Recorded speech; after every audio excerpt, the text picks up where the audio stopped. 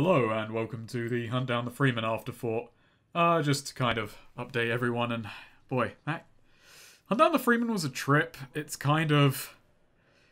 not the kind of game I feel I'm going to cover that often, because it was, it was big and it was in the moment. It was like, it was bad game of the month, essentially. I don't regret covering it. I'm actually very, very happy I did. It worked out quite well, and occasionally I do need to cover something that's a bit more mainstream and known about, but let's, stick to niche stuff. After Heat Signature, I've got a couple of insane unknowns to throw our way. So that should be fun. That's more my MO, is weird stuff that not really too well known about. If I sound a little out of it, sorry, if I sound a little bit out of it during this Afterthought, well, basically I just finished recording the whole of Minecraft Story Mode Season 2 over the course of about 5 days. That should go up on Comcoms maybe in the future. It's a bit of a secret at the moment. I'm gonna foist it on one of my co-commentators and be like, yeah, this is what we're doing next, and they'll be very, very unhappy about that, but it should be good. Minecraft Story Mode is a fascination of mine. Season 1 I recorded.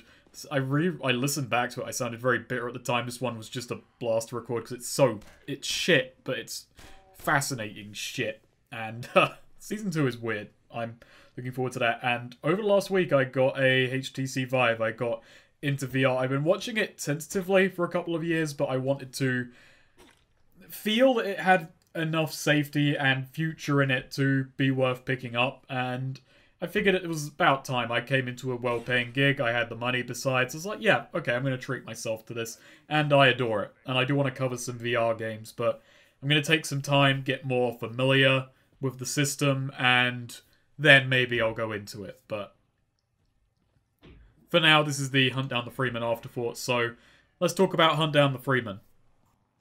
And I guess the first thing to say is I'm one step closer to my dream of being a transcriber. Okay, joke aside, never do transcription. It's awfully boring stuff. I've actually done it once. But, yes, it was a fun video to make. Ironically, I kind of started it and I thought, this is going to be one of the easier videos I've ever had to edit, because all of my complaints were structured linearly with the story. It's like, this chapter emphasizes this issue, and this chapter emphasizes this issue. But then I decided to add those subtitles, and that made it a much, much longer and not more difficult, but definitely in some ways, no, I can't even say tedious, just made it longer. It wasn't hard, aside from realizing how bad I am with English slang. Part of why Nick goes from chav to cockney to lad to, in one line, posh, that's basically because I don't know enough of any one accent to cover all of them, so I just decided to make him everything, just play up the whole British thing. But him going from chav to lad thing, that was a gag that was only intentional insofar as I don't know enough of any one accent. Here's a confession. I don't plan a lot of edits and visual gags ahead of time, like during gameplay or writing or voicing. A lot of the jokes, visual gags in editing I come up with are opportunistic. I notice something that I can do and I just decide, yeah, toss it in. My editing is very I like to kind of keep it open and improv-y during editing. Editing is a very long process. So to kind of have freedom in it is, a lot of people do, you have a lot of time to work stuff out, but sometimes you don't, and I appreciate that in my reviews I keep myself kind of open and flexible to just kind of make these weird little gags. I do it as long as I feel it won't detract or distract from the kind of points I'm making. And it all kind of came about with Hunt Down the Freeman, because I put in a pop-up early on when I was complaining about the lack of subtitles, saying, well, I would subtitle this if I could understand it. And then basically decided to put my money where my mouth was. It started off as really just subtitling what was said, but then I realized there was a potential to actually get a few gags in there. And I was like, yeah, okay, let's just double down and make this subtitling a whole thing, a whole shebang. And it got a little bit out of hand from there. But hopefully it was in service of the video. Hopefully it was amusing without taking away from it. Hopefully it actually added to it, I feel. I hope the kind of whole thing about Nick. It's a funny gag, but it doesn't take away, and I think I toned it down on lines where I was talking over him, so it was a lot easier to understand, but on lines where it was just him talking without me, I was like, okay, they can hear what he's saying, so I can just go buck wild and make him go the most ludicrous, ununderstandable shit you can get. And, alongside the review, I also did a commentary on it with Noonum on Commentary Comms. I was recording that while still in writing. I finished the script before we finished the commentary. But it really did help with writing. I had a lot of things I wanted to say, and with that commentary, I could throw these opinions, like, in their formative stage against Noonum and see what happened. You know, see if he could dig deeper into them or otherwise challenge them. And plus, it's just a lot more informal. It's fun to do these things. And, well, we've been trying to get Commentary Comms going again over the last year. We were pretty well off until recently. We've hit a bit of a snag with content. We've recorded a bunch of stuff, but it's just all in editing at the moment, and we're trying to figure out when it should go up and where. But in future, I may be doing commentaries on games I cover on my channel. It depends. Heat Signature is the next video, and that won't be on Commentary Comms, as it doesn't much gel with our style of video there. But as for more narrative stuff like Hunt Down the Freeman, that will obviously be there. Me and Noonum are very much looking forward to Detroit, which may be on the channel sometime in the future. Probably not. It probably won't be. It'll probably be a Commentary Comms exclusive thing, but not something I'd cover on my channel. David Cage is just not even a guilty pleasure. It's just, there's no guilt in the kind of entertainment I get out of him, which is just derision. And just kind of on that note, I do try and go into every game open-minded, but that doesn't really discount going into a game believing it will be good or bad. It's just the open-mindedness is, if I go in believing it's bad, I will give it every opportunity to prove me wrong. If I go in believing it's good, you know, if it becomes bad, I'm not going to just steadfastly hold, no, it's a good game, I'm not wrong in this belief going in. Obviously, I went into Hunt Down the Freeman believing it would be the pits, and it over-delivered. I think the funny part is that this game will be remembered as bad, but I think most people will go, well, yeah, of course, didn't you see the demo? Didn't you see the trailers? Didn't you watch the cutscenes? And I'm thoroughly unsatisfied with that legacy for it. It's worse than I think most people have realized. It's worse than those can convey in so many ways, start to finish. It was partly a fun video to make because of how much there was to really dig into. Just how bad it was is awe-inspiring. It's the classical version of the word awesome in how bad it is awesomely bad. And it also lent itself to my format very well because, as I said, like linear structure, and I'm saying this in retrospect kind of happily because as I've been writing Heat Signature, that game's open-endedness, that game's version of open-endedness made it very hard for me to write about. I'm going to have to change my game on that one a bit. So if that video feels a bit more differently structured, I'll kind of just know that I've tried to rig it to my style, and it's tricky. I make my videos to match the games, and I feel I've kind of gotten too linearly focused, and I've got to step out of that. A lot of what I could have said is gone into questions, so let's go to questions. DBZ King 119. Question 1.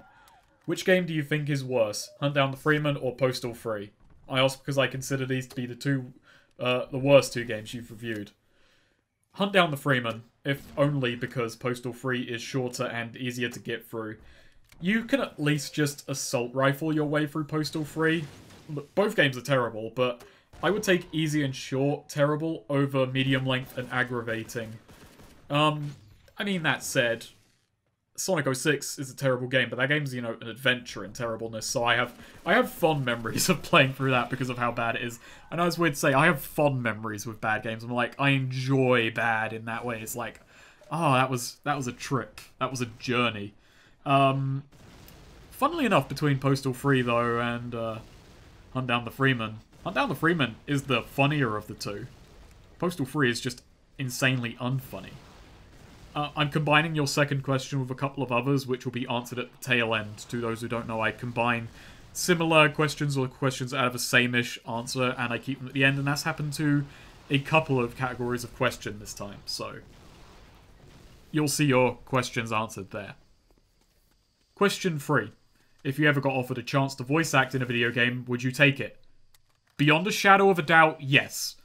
I used to visit this place called the Voice Acting Alliance Forums. It was a terrible site where people would put up requests to for people to voice in their, like, English dubs of anime, their own homemade anime, original audio dramas, machinimas and such. And I applied to be in a lot of them. And I had no qualms about quality. The shitter the better, actually. Like, the shitter something looked, the dumber it looked. I'd be like, oh, I want to be in that.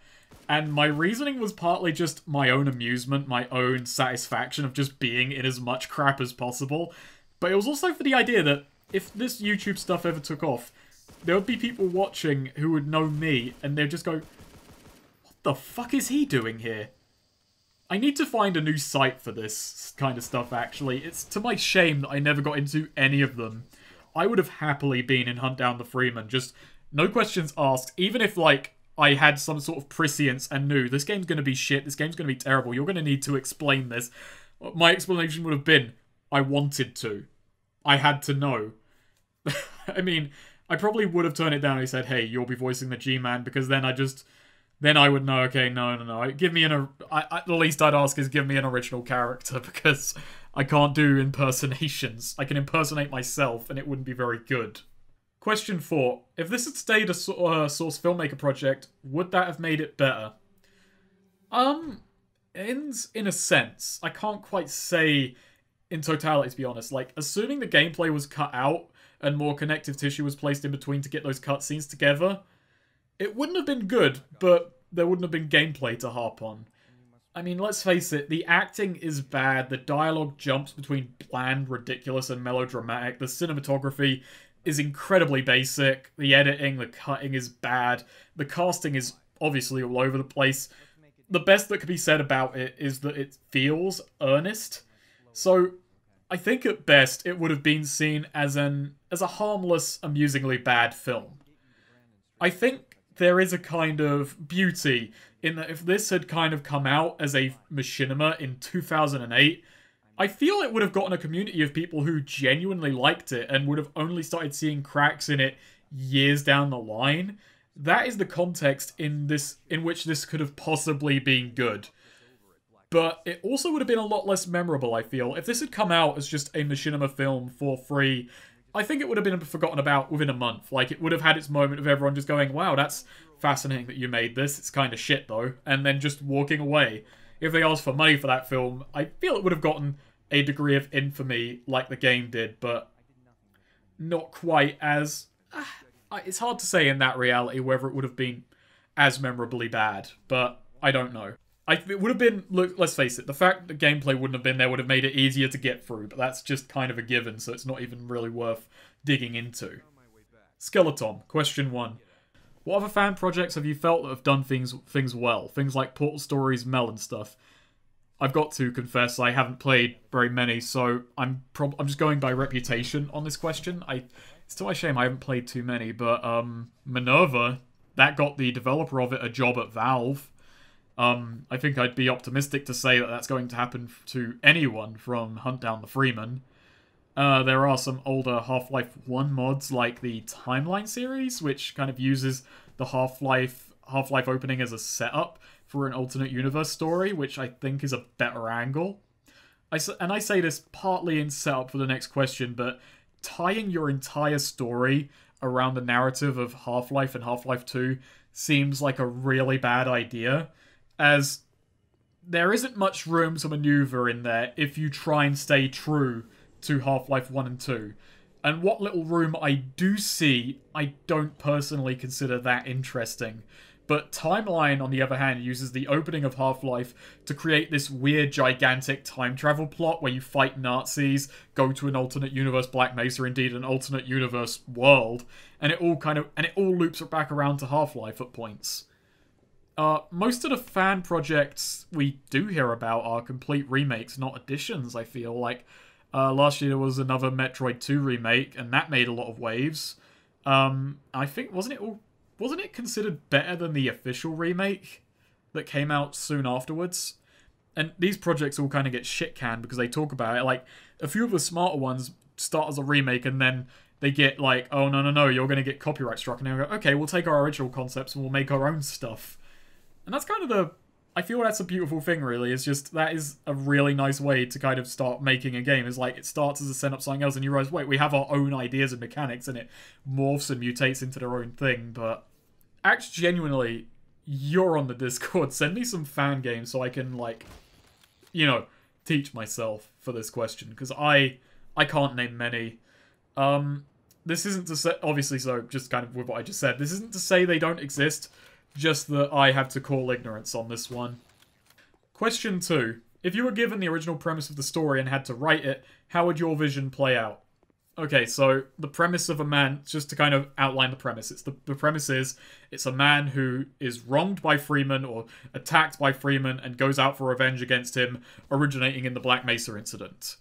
I think I responded to a comment with an idea I liked, but still felt had a lot of holes. My original idea has a lot of holes. You have to kind of create these holes to get that space to move around in and create this story.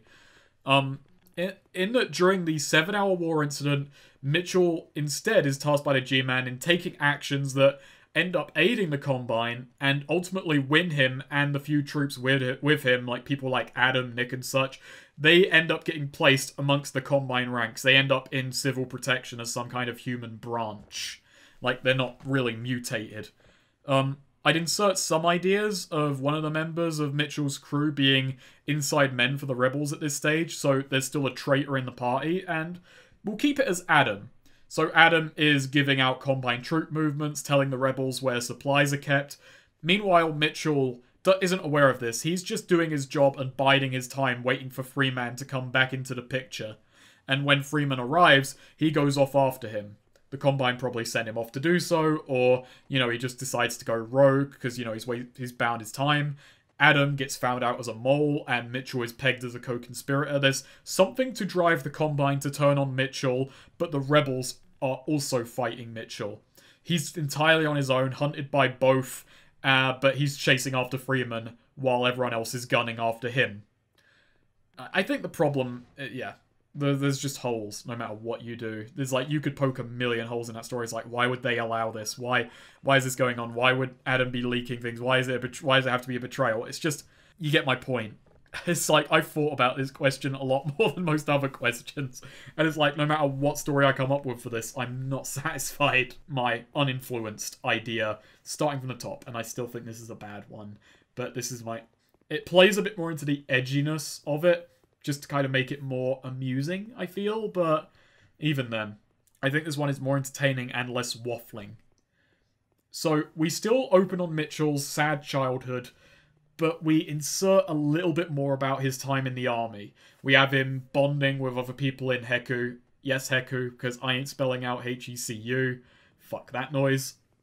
That isn't against you, that's against the comments I got about me saying Heku. I fucking know. But anyway, we make the implication that his time in Heku is the first time he's had something that approaches a family in a long, long time. These are his friends, his brothers in arms, his allies, and it's trite. And because you know how Black Mesa ends, so now you know what I'm setting up here. But so, yeah, to it. The Black Mesa incident happens, we get a brief opening bit of Mitchell and squad fighting aliens in Black Mesa, fighting in a lab. The squad is attacked by Freeman. And when I say Freeman, I don't mean a HEV suit with a helmet. It's Freeman. I ain't gonna pull no legs on this one. Mitchell isn't killed. He's knocked unconscious.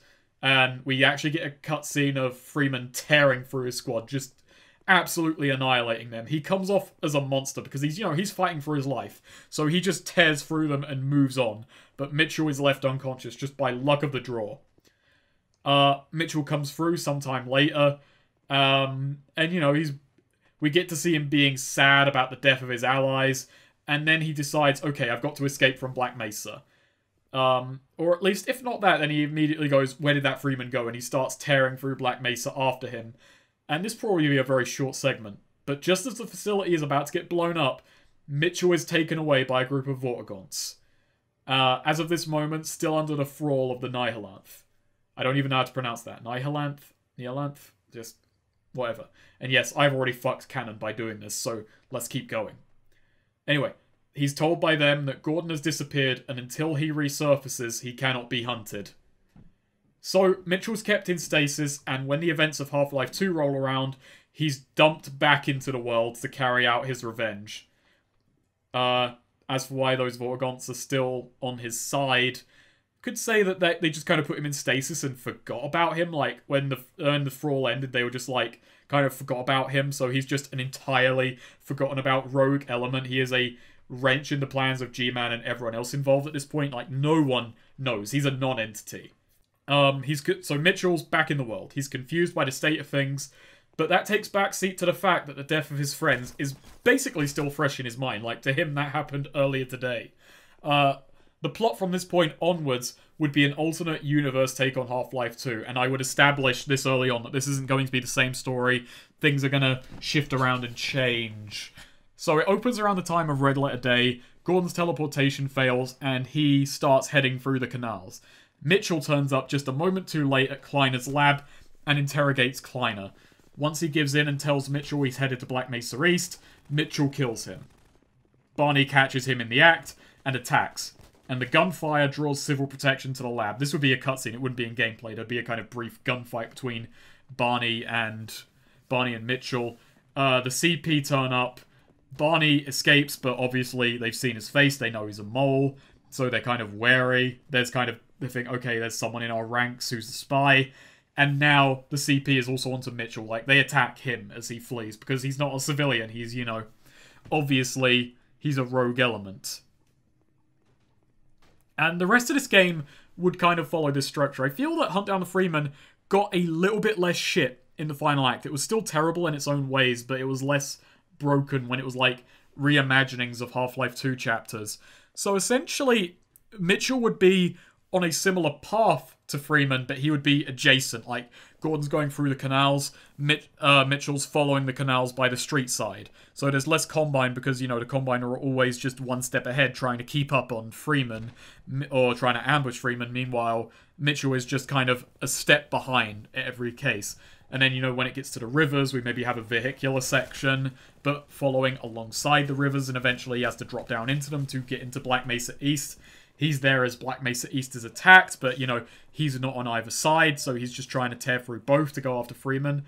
And I feel it's in this scene that Mossman would be killed, and you can kind of see I'm hedging my bets a little bit here, because Mossman does a lot of damage during the plot, but not as much as if I kill Eli Vance. If I kill Eli Vance, then all the book is thrown out. Like, everything that happens at Nova Prospect and stuff takes on a whole new angle. Like, there's less reason for Freeman to go there. Obviously, he still has reason to, but, I'm playing it safe in this dumb theoretical, in the same way that I judge Burke and Denizarian for, while still claiming superiority. That's the sort of man I am. But yeah. So we kind of follow through Ravenholm. I would change the Ravenholm chapter a lot, though. I don't know how I'd reimagine it. I didn't much care for that trounce through the woods. Like, it's an interesting idea. Maybe just make it more linear, like a few thin, like, corridors through the forest, essentially. Maybe I'd keep the rural aspect of, this is the rural end of Ravenholm. But, either way. We kind of go from there to the coast. We follow the coastal chapters. Maybe have it so, those kind of those rocky... maybe have it more a kind of mountainous chapter or cliffy chapter where he's on the cliffs alongside the coast. So we got more verticality-based gunfights and such. And eventually it does end with him getting to Nova Prospect. And rather than, him being too late to catch up to Gordon, he arrives there just in time to get teleported along with him. In this chapter, I might have him kill, like... I'd think about, okay, does he kill, like, Alex or Eli in this chapter? Have it that way so that, once again, we just kind of strip another character and just kind of keep this edginess train going. And, but he kills him, teleport happens. We skip ahead to the Uprising beginning. Like, the Uprising still started because of the fall of Nova Prospect. But it's a lot more confused, and maybe have it apparent that the rebels are... This is much more a losing battle. Like, so we fight a lot more Combine, and there's basically the assault on, I can't remember what that government building was, but that assault doesn't quite happen. Like, we kind of maybe have it so that it's, like, clear, like, we maybe see it in the background, like, the rebels were fought off of that place. Like, they all died, that attack didn't happen, but Freeman maybe routed the attack and decided to instead head to the Citadel. God, I'm forgetting a lot. Was that tied to him going to the Citadel? You see, I see my own problem here, my own ignorance. I've only beaten Half-Life 2 like 2 or 3 times, and the last time was about 3 or so years ago. However many years. But anyway, it does culminate with them going to the Citadel. Freeman is killed at the Citadel, but we'll jury-rig this so that this guy... But Alex Vance or Gordon Freeman will kind of see that the rebellion is failing, and they decide to make the Citadel go, you know, set the reactors off, Citadel's going to explode, wipe out City 17. It's just basically a slap in the face on the way out. So Mitchell gets his revenge, but he's like trapped in a city that's going to explode at any moment. And I figure at that point he would just kind of resign to his fate, as he has just thoroughly fucked the canon. You know, he's just like, well, this is going to explode, but everyone important in this universe is dead. And he's just kind of done his job. Maybe you can just end with him stood on the top of the Citadel just watching a reactor just kind of build and build. And it's like, yep. Takes a sip of water, like I do. And that's how it ends. In a very depressing fashion. God, that is crap. I'm sorry. I feel it's better than Hunt Down the Freeman. I feel it's more... I don't know if there would be as much out of it. Like, I still think it would have to introduce its own characters. But... you know, just kind of keep going along. Maybe a few people are, for whatever reason. Maybe a few people from the old world just get added who are, like, also against Freeman for whatever reason. Like, Mitchell maybe can... No, that's stupid. That's too stupid. You can see the problem I have with writing a story like this. Is like, get to adding a new element, and then I immediately go, no, that's stupid. It's like, I don't see room to maneuver in it. So I just have to throw the script out. But even then, there are rules. And I've probably broken a few of them. I feel like you can fuck the narrative up, but you can't fuck the rules up. Like, the rules are the things you have to follow to get the narrative to work. And so, there are rules in the Half-Life universe. I actually got one of the rules wrong, which is the Combine can't do point-to-point teleportation. They can do universe-to-universe teleportation. I didn't understand that. I misunderstood, or I forgot, or I just got it wrong, essentially. No excuses. I just fucked that one up. Didn't do my research, didn't do my homework. I got that wrong. And that's part of why they were interested in Humanities, because Humanity had worked out this form of teleportation where they hadn't. So that's kind of my point. It's a rule of the setting, and that's a rule that has to remain consistent with my narrative for I feel it to work, even though Hunt Down the Freeman broke the rules in ways that I would try to avoid. But yeah, it is what it is. That's my take. Question 3A. How many of the game's sections are relevant to advancing the plot, and how many are just filler? This depends on how you argue it. You could put forward the argument that the entirety of the 7-hour war segment is useless, but it's there to introduce you to Nick and Adam, but you don't really care about either of them. Alaska gives you the Kid Army, but they're basically unimportant. They're just kind of there to make you feel a little bit more sad. And you could argue they're both meaningless to a game called Hunt Down the Freeman. So by doing that, you've already cut out, what, more than half the game? Question 3B. What would the length of the game be reduced to if these sections were removed? It'd probably be about 3 or 4 hours long in totality.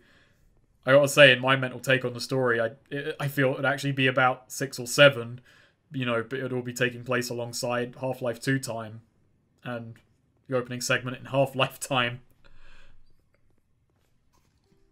The Tried Piper. Forgive me if this is already stated in the video, but in your opinion, how did the writing in HDTF, Hunt Down the Freeman, stack up to its prime influence, Hideo Kojima? In a very shallow way. It's funny how it seems to take most of its influence from Metal Gear Solid V, but you can see traces of Metal Gear Solid 1 in there. There's questions on the nature of what it means to fight, musings on the nature of revenge, and, well, human nature. It's aping what Kojima sounds like, but without understanding why he sounds like that. It's a hollow interpretation of it. It's like an empty version of the way Kojima writes. Kojima writes in a very kind of, like, from the view, like, his writing just... he gets very obviously interested in subjects and then uses his story as an excuse to keep researching and expound on those subjects. It's what he finds interesting. He finds ways to get them into his story. And yes, it feels kind of crowbarred, but it's acceptable when the characters talk about them because they're relevant to the stakes and the situation at hand.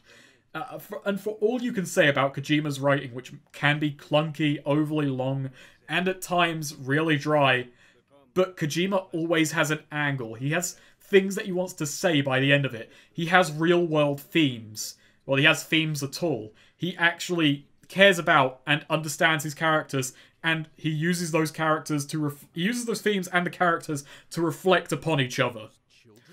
Hunt Down the Freeman is really bad at making excuses for these philosophical Kojima-style musings, but they lack an understanding of why Kojima gets away with them, or can get away with them. They lack substance. As well as this, they lack substance. They are so alien from our reality that they don't even slightly work. Like, case in point, the big one, Mitchell's speech to Boris when he meets him in his office and talks about, no, this is what we would do if we had caught them off guard. It's like, Mitchell, this time nor place. It doesn't feel right when you talk about it. It feels like this speech is being forced into the wrong character. Like, it's a very hollow speech. It has no meaning besides, like, I feel this is the kind of funny thing about this, is Kojima's stories are cynical in some respects, but I always kind of get a basic human optimism from Kojima's stories. I could be wrong, I could be misinterpreting, but I feel like Kojima in his writings likes people. And it sounds very, very strange to put it that way, but Kojima always tries to end on a happy note and characters having a realization and all these themes, like, we're going to make the best of what we've got with these themes. Like, this is all we can do. This is the theme of Solid Snake being silent in Metal Gear Solid 4.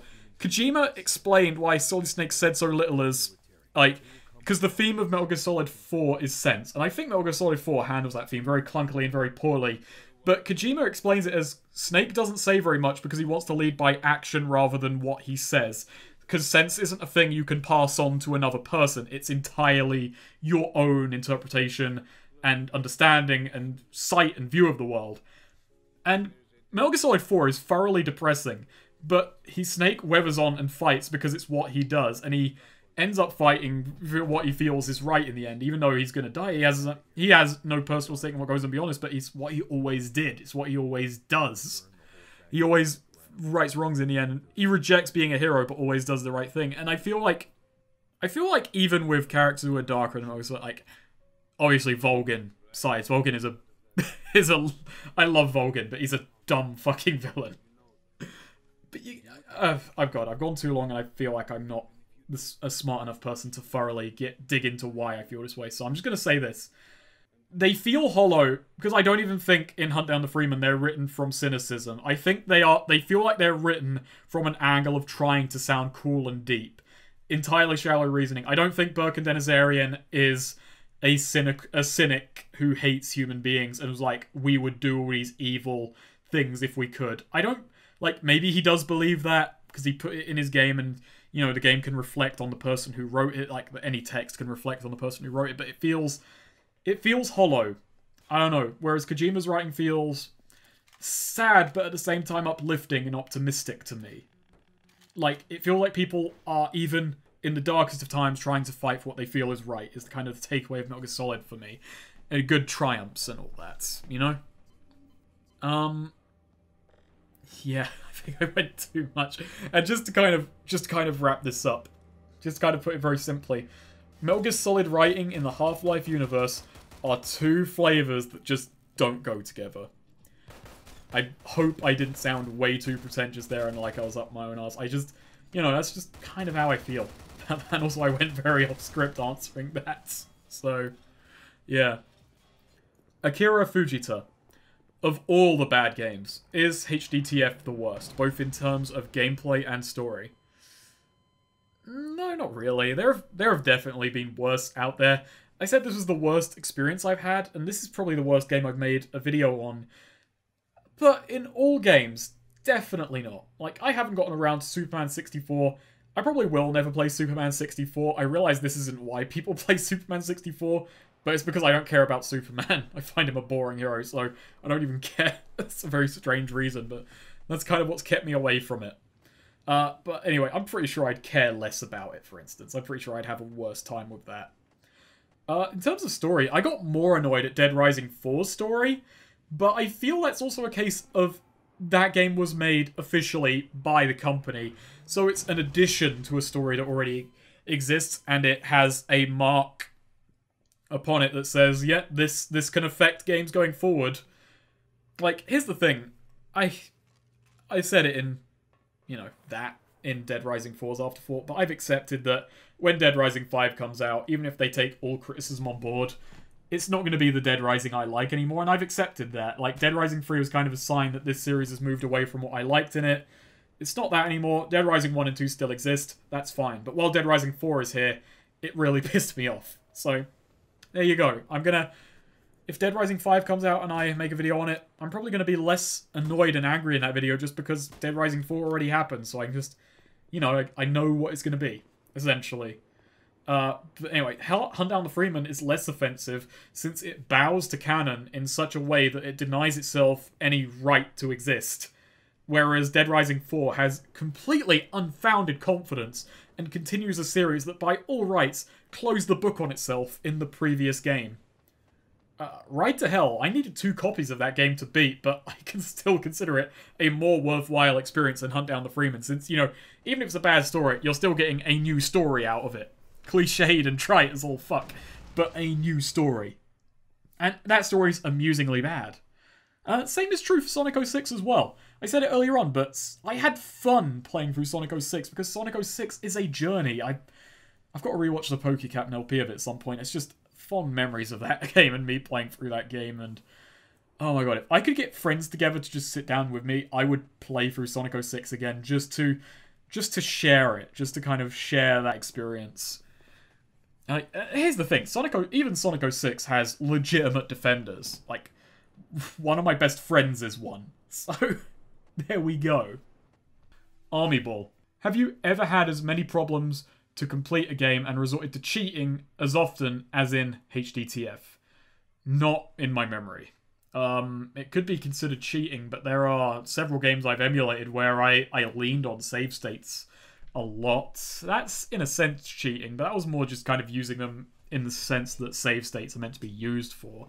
But in a case where I was cheating, I've never gotten all emeralds in Sonic 2 without cheesing the special stages, for instance. So I save scummed to get through special stages in Sonic 2 because I hate the half pipe. Real talk, it's not a half pipe, it's a full pipe. You can see him running along the top. That's always annoyed me. People call it the half pipe. It's not a half pipe, it's a full pipe.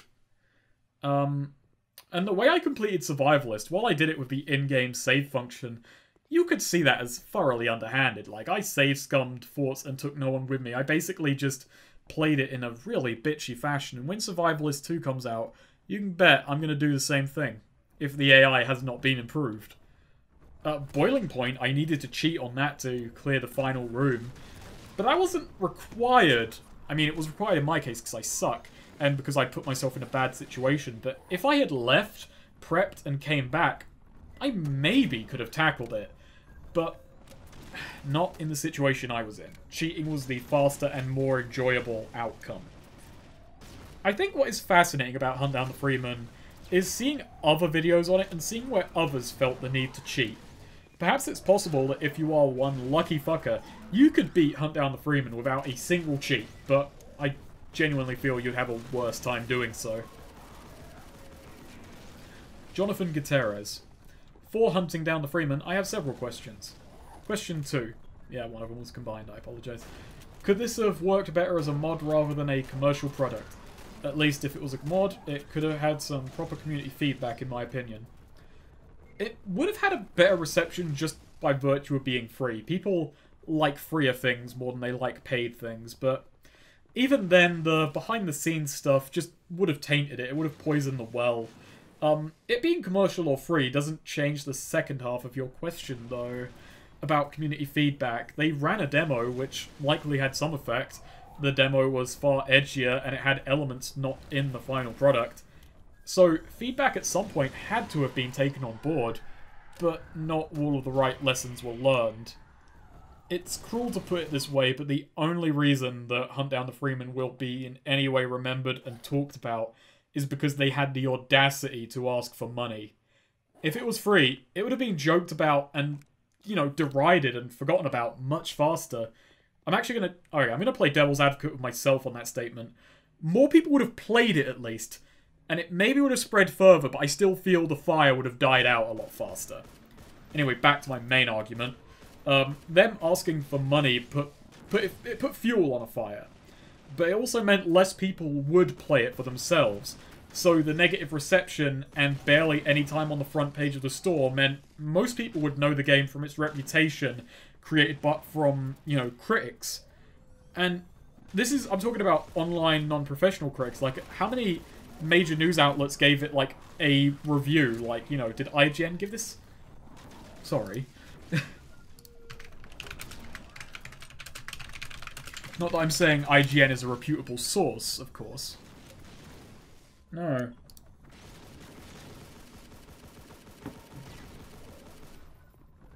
No official reviews, and I'm on Metacritic, and the one positive user review I see of 7, so make of that what you will, is an ironic 10. It's a 10 that's like, I've never played a game so broken. Yeah, so... The point is, less people are going to play this game than watch videos on it. People who are never going to buy the game, no matter what a review says, are going to watch videos on it. I feel it's the case of a lot of bad media. That, especially with games, more people are going to experience it vicariously than actually play it. So, Hunt Down the Freeman mostly exists as something to take the piss out of. If it was a free mod, it would have been played by more people. More people would have been like, yeah, I can drop half an hour to see what all the fuss is about. And I don't think as many people would have covered it. Its coverage would likely have been limited to more niche channels which cover source mods and such, which are out there. Whereas big mainstream game critics maybe would have jumped in it as kind of a joke mod showcase video. Like, the only mods I'm going to cover are likely going to be good ones. Like, I covered, you know, Fistful of Frags last year. I don't see much interest in covering a insanely bad mod. Like, unless there's something ludicrous out there that's just, you know, going to give me a lot of fuel. I only want to talk about mods, especially because, you know, they're made for free and made by people who've got really just passion in it. It's like, I just want to show good stuff there. I don't want to, like, jump on someone who made an earnest effort for no money. The only thing they wanted out of it was for people to enjoy their product or see what they had made or bump up a CV or something. I wouldn't want to trash on that, essentially. Its coverage, that said, you know, even with all this, the coverage on Hunt Down the Freeman is already mostly niche. The biggest videos on it came about from Pyrocynical and I Hate Everything, and I feel they only covered it because they were in it, let's be frank. Like, if this had come out and they hadn't voiced in it, like, they may well have never heard it existed. I don't think Hunt Down the Freeman is really in I Hate Everything circles from what, like, little I've watched of him. Like, that doesn't seem to be in his realm of expertise. So, I'm combining questions 3 and 4. Question 3. Can anything be salvaged from this at all, or is it for naught? Question 4. Can any lessons be taken from this for anyone looking at how to go from mod to commercial product? Well, this didn't really start as a mod, it started as a source filmmaker project, but tomato, tomato. So, I said in the video that the best it can offer is a lesson in what not to do, but even as I say that, I probably should have elucidated, that's not very much. I mean, I got some... As for what I got out of it, I got laughs out of this game. I got some laughs out of it. I got some interesting perspectives out of it. I got a video out of it that's done very well. Like, it's a very cynical way to put it for myself. But, you know, the video did well, and I'm happy with that video. I managed to make something entertaining out of it, I feel. If I do say so myself, that sounded quite arrogant, but there we go. And I did a commentary on it with Noonham, and we talked about it on Commentary Comms, and that was fun to do.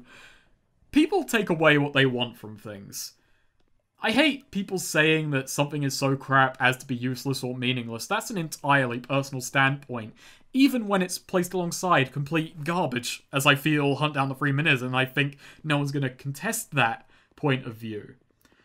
The fact is, from every piece of media you consume, I feel you should try and take something away from it for yourself. Like, even in HDTF's case, I decided that its most valuable takeaway was as a lesson, but Are there better ways to learn about level design, pacing, gameplay mechanics, weapon design, AI, storytelling, just the whole shebang? Absolutely. There are a million better ways. Likely cheaper, free resources could teach you these lessons better. But if someone who wanted to make games played Hunt Down the Freeman and said to themselves at least once, I would never do that, then it's accidentally, through no intention of the developer, proven itself useful in some fashion. And that's a good thing.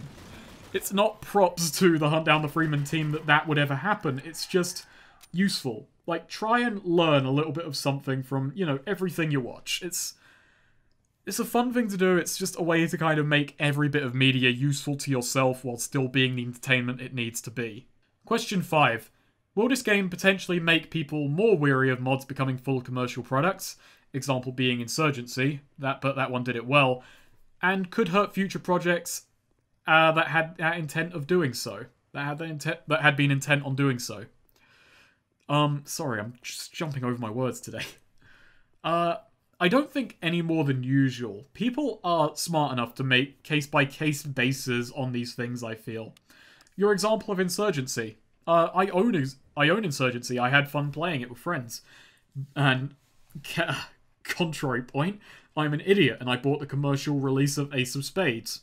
So, I have been burned personally on this form of transition.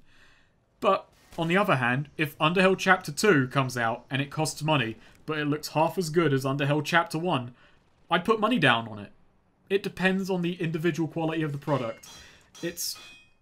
Could it hurt it? Maybe, but I don't think it will. I don't think it's made a big enough drop in the bucket. I don't think it's poisoned the well so much. I think more damage was done by the whole Bethesda kerfuffle like a couple of years back. I don't feel this will do it. I think if someone came along tomorrow and, you know, they had a demo and it was like, hey, I'm making a commercial game that takes place in the Half-Life universe, and it looked fucking amazing.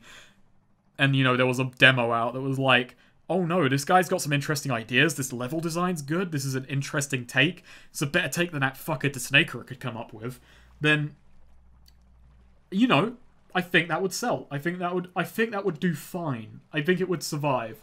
I don't think people would toss it away because Hunt Down the Freeman existed, but that's my personal kind of optimistic viewpoint on how people treat things.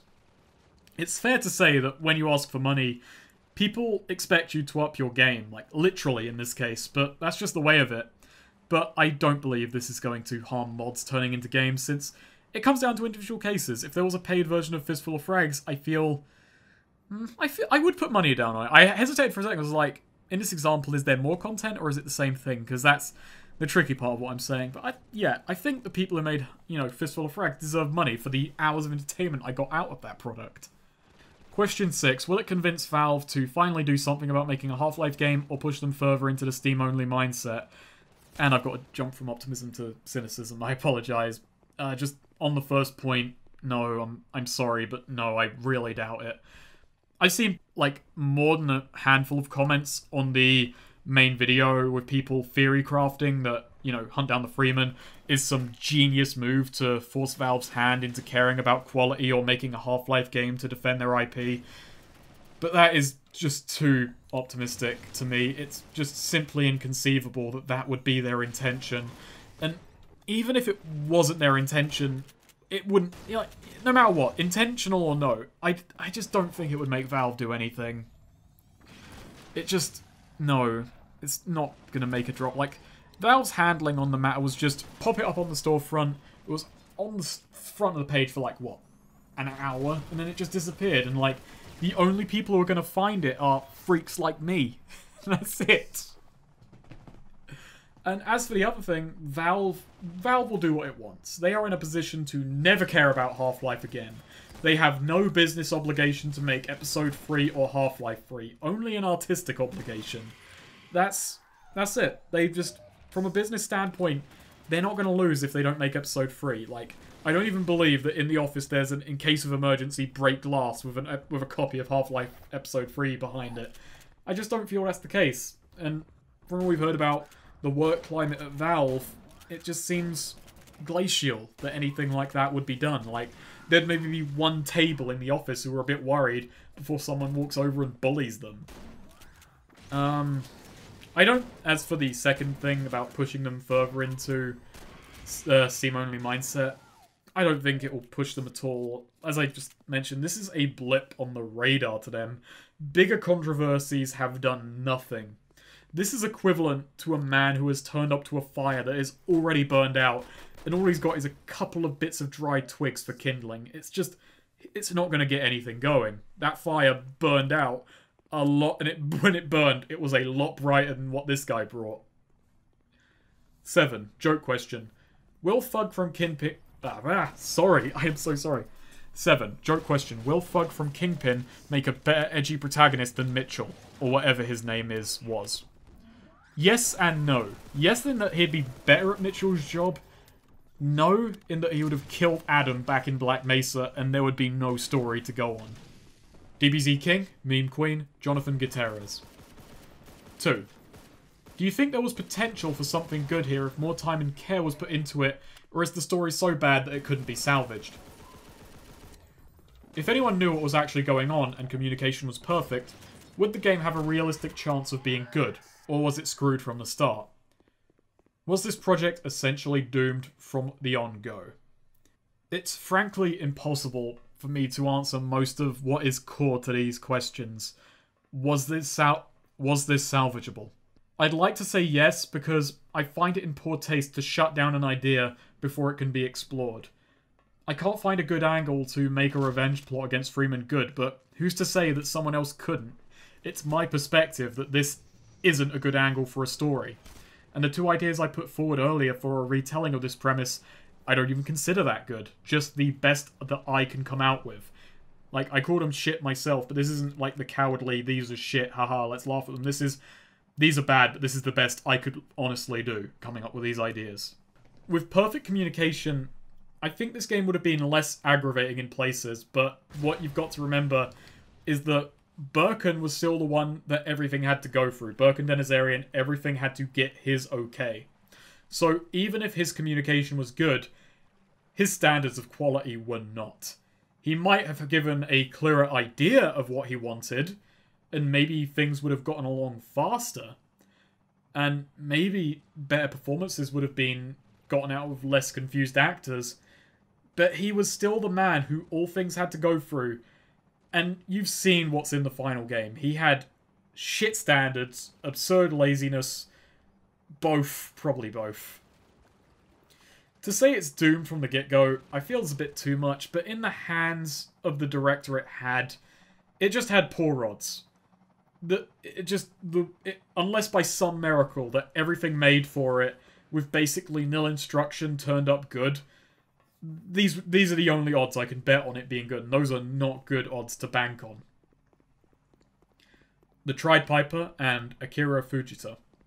How does HDTF stack up against other third-party Source games, excluding Titanfall and its sequel? How does HDTF stack up to other Source mods? Very poorly.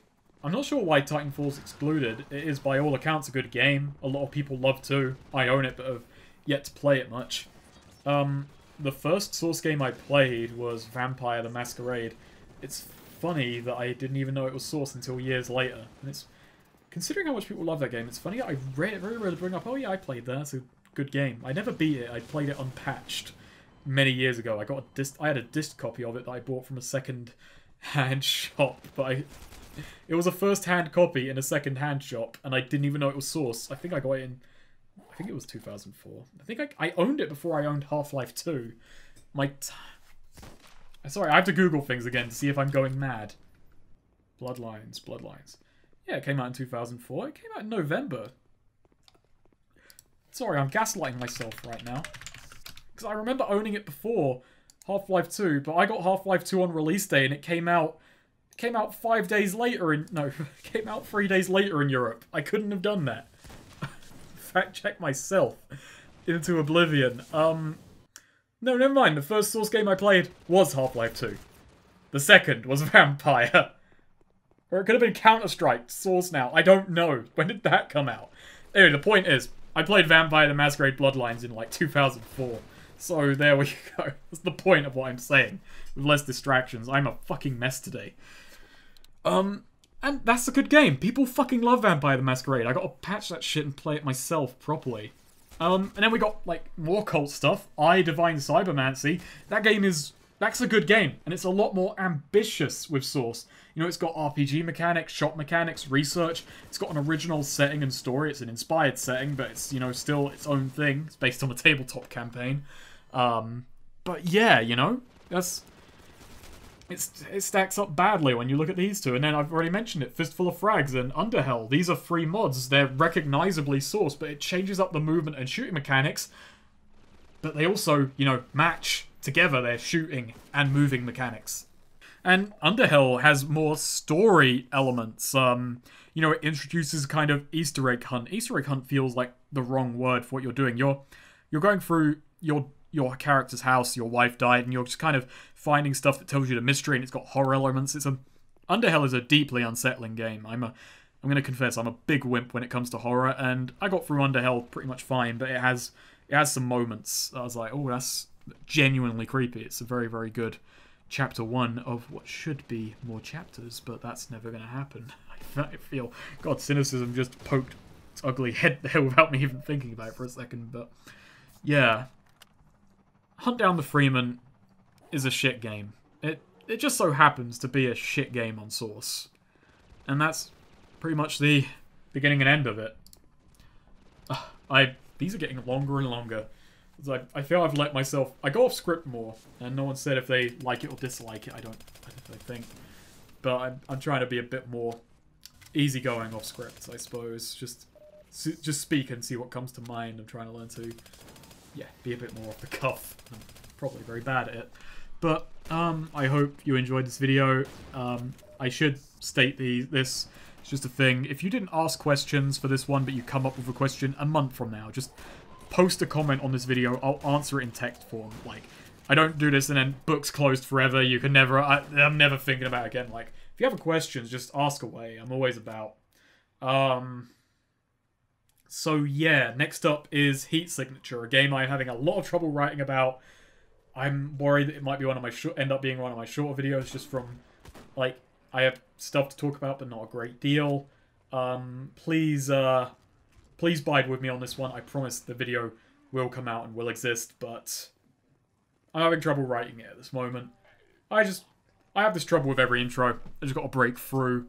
Just got to break through that starting bit, and then I should be good. And then after that, I've got 2 games that I haven't even played them yet, but I'm excited.